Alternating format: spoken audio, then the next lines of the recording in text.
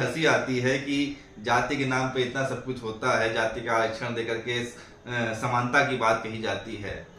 जो भेदभाव वाली बात है, तो जो जिसको दलित कहा जाता है, जो इसे एससी एसटी कहा जाता है, वहां पर भी भेदभाव है। उसके अंदर जो भिन्न भिन्न जातियां हैं, वहां भी ऊंच नीच का भाव उनके अंदर है। और जो ओबीसी वर्ग है, जिसमें तमाम सी जातियां हैं, उन जातियों में भी ऊंच नीच का भाव है। और जो जनरल समाज है, उस कैटेगरी में भी ऊंच नीच का भाव है।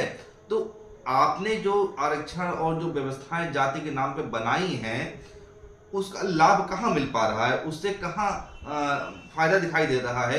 केवल यहाँ पे केवल ब्राह्मणवाद को गाली दे दी जाती है और जनरल सामान्य वर्ग के लोगों को बुरा भला कहा जाता है, उनका शोषण होता है, उन्हें आगे नहीं बढ़ने दिया जाता है। केवल यही हो रहा, समानता कहाँ आ रही है?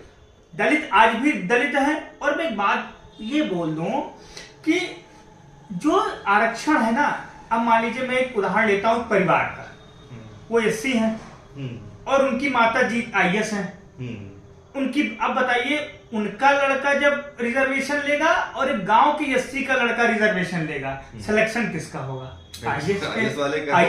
मतलब आपका जो हक है वो आपके लोगों ने खाया। दूसरा पॉइंट, मुस्लिम और एससी एसटी कोई भी हो, मेरे साथ बैठ के एक साथ एक ही थाली में खाना खाता है। और ऐसे मैंने कई ब्राह्मणों के घर में देखे हैं। लेकिन आपके ही कुछ ओबीसी वर्ग के लोग, कुछ एससी वर्ग के लोग अपनी छोटी जातियों को अपने बगल में बैठाना पसंद नहीं करते हैं कचहरी में। सर, तो मतलब उसका कोई लाभ नहीं निकल रहा। जो सरकार की स्कीमें हैं वो केवल वोट बैंक के लिए है, राजनीति करने के लिए है। जो सड़कों पर भीड़ निकलती है, केवल राजनीति कर रही है, उसका कोई जमीनी लेवल पे कुछ नहीं है। और खाली ब्राह्मणवाद और ठाकुरवाद को गाली दी जाती है केवल राजनीति चमकाने के लिए। और आज एक बात मैं और भी बता दूं कि ऐसे 100 नहीं 1000 साल में भी विकास नहीं हो सकता है।